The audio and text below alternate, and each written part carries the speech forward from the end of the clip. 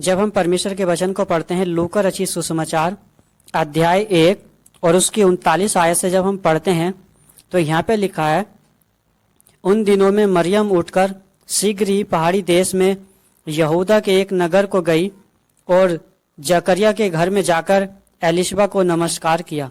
जो ही एलिशबा ने मरियम का नमस्कार सुना तो ही बच्चा उसके पेट में उछला और एलिशबा पवित्र आत्मा से परिपूर्ण हो गई और उसने बड़े शब्द से पुकार कर कहा, तू स्त्रियों में धन्य है और तेरे पेट का फल धन्य है। ये अनुग्रह मुझे कहाँ से हुआ है कि मेरे प्रभु की माता मेरे पास आई। देख, जो ही तेरे नमस्कार का शब्द मेरे कानों में पड़ा तो ही बच्चा मेरे पेट में आनंद से उछल पड़ा। और धन्य है वे जिसने विश्वास किया कि जो बातें प्रभु की ओर से उससे कही गई हैं वे पूरी होंगी। परमेश्वर के इस वचन पर पढ़े सुने जाने पर आशीष और बरकत हो, बोलेंगे आमीन। जब हम यहाँ पर परमेश्वर के वचन को पढ़ते हैं तो जैसे हम देखते हैं कि यीशु मसीह का जो प्रचार है वो अभी नहीं हो रहा है। यीशु मसीह का जो प्रचार था वो यीशु मसीह के जन्म होने से पहले ही हो रहा था।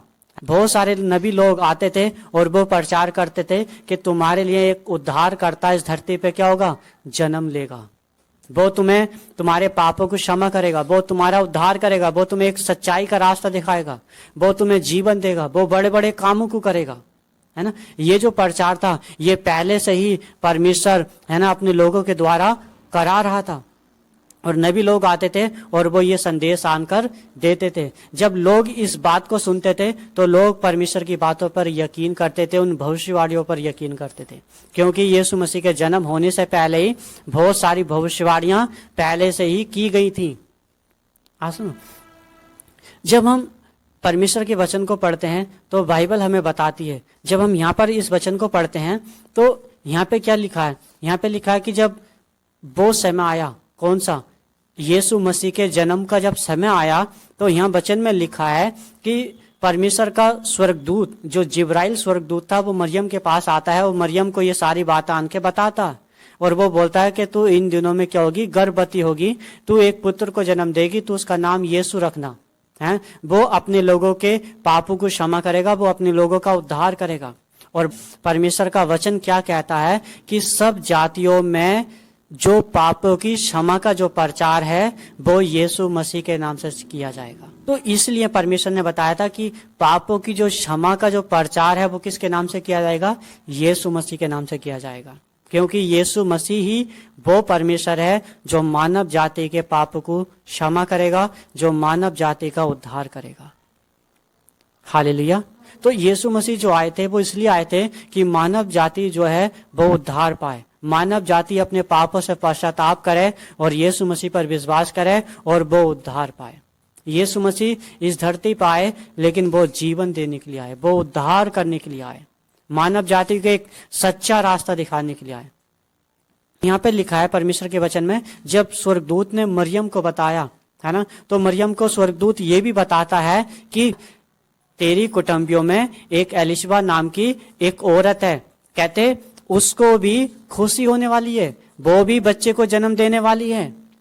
मरियम जो थी वो स्वर्गदूत की बात सुनती है और वो स्वर्गदूत की बात सुनकर क्या होती है, वो एलिशबा के पास आती है, वो जकरिया के घर आती है। जब वो जकरिया के घर एलिशबा के घर आती है तो होता क्या है, जैसे मरियम आती है तो मरियम एलिशबा को देखकर, क्योंकि वो पेट से थी, है ना, उसे क्या करती है, नमस्कार करती है। जब वो नमस्कार करती है तो यहाँ पे लिखा है, बाइबल बताती है, परमेश्वर का वचन कहता है, यहाँ पे लिखा है कि जैसे मरियम का नमस्कार एलिशबा के कानों में पहुंचता है, एलिशबा क्या होती है, उसके पेट में जो बच्चा था वो एक आनंद के साथ क्या होता है, उछल जाता है।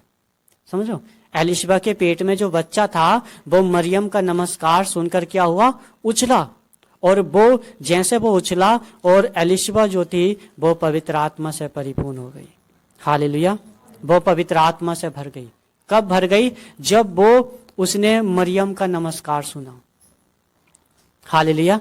मैं आपको बताना चाहता हूं, बाइबल जब हम परमेश्वर के वचन को पढ़ते हैं तो परमेश्वर का वचन हमें बताता है जब यीशु मसीह का जन्म होने ही वाला था तो भी परमेश्वर ने, उसके जन्म होने से पहले भी परमेश्वर ने बड़े बड़े काम किए। और यहाँ पर एक बड़ा काम क्या हुआ है कि एलिशबा है ना, पवित्र आत्मा से क्या हो गई, परिपूर्ण हो गई। हालेलुया। आप सोच के देखो, बाइबल हमें बताती है, परमेश्वर का वचन हमें बताता है कि एलिशबा ने जैसे मरियम का नमस्कार सुना तो वो पवित्र आत्मा से परिपूर्ण हो गई। सुनो, आप सोच के देखो, है ना, दुनिया में बहुत सारे लोग नमस्कार करते हैं, क्या नमस्कार सुनने से लोग पवित्र आत्मा से भर जाते हैं? लेकिन ये कैसा नमस्कार था, है ना, जो मरियम है ना एलिशबा को करती है और वो पवित्र आत्मा से परिपूर्ण हो जाती है। लोग इस तरह से भी बोलते हैं, मैंने सुना, लोग कहते हैं क्रिसमस का जो मतलब है वो धर्म बदलना है ना। जब क्रिसमस आता है तो बहुत सारे लोग है ना अपना धर्म बदलते हैं, लोग चर्चों में जाते हैं, लोग ऐसा कहते हैं, समझ। लेकिन क्रिसमस का मतलब धर्म बदलना नहीं है। क्रिसमस का मतलब है लोग अपने पापों से मन को बदलते हैं। क्रिसमस का मतलब है अपने पापों से पश्चाताप करना, अपने पापों से मन फिराना और यीशु मसीह पर विश्वास करना। हालेलुया। ये क्रिसमस का मतलब है ना। जब यीशु मसीह का जन्म हुआ तो बहुत सारे लोगों ने अपने पापों से पश्चाताप किया और यीशु मसीह पर विश्वास किया, समझ। जब यीशु मसीह का जन्म हुआ तो आप सोच के देखो, लोग पवित्र आत्मा से परिपूर्ण होने लगे, समझो। जब मरियम ने है ना सुना कि यीशु मसीह का जन्म होगा तो मरियम पवित्र आत्मा से परिपूर्ण हो गई। जब जकरिया ने सुना कि यीशु मसीह का जन्म होगा तो वो पवित्र आत्मा से परिपूर्ण हो गई। जब एलिशबा ने सुना कि यीशु मसीह का जन्म होगा तो बाइबल बताती है एलिशबा भी पवित्र आत्मा से परिपूर्ण हो गई। हालेलुया। तो ये जो समय है, यीशु मसीह का जो जन्म का समय है, ये वो समय है कि जब लोग अपने पापों से क्या करें, पश्चाताप करें। ये वो समय है कि लोग अपने पापों से पश्चाताप करें और पवित्र आत्मा से परिपूर्ण हो। क्योंकि बाइबल में ऐसा ही लिखा है कि अंत के दिनों में ऐसा होगा कि मैं अपना आत्मा मनुष्य के पुत्र और पुत्रियों पे उड़ेल दूंगा। वो कौन सा समय होगा?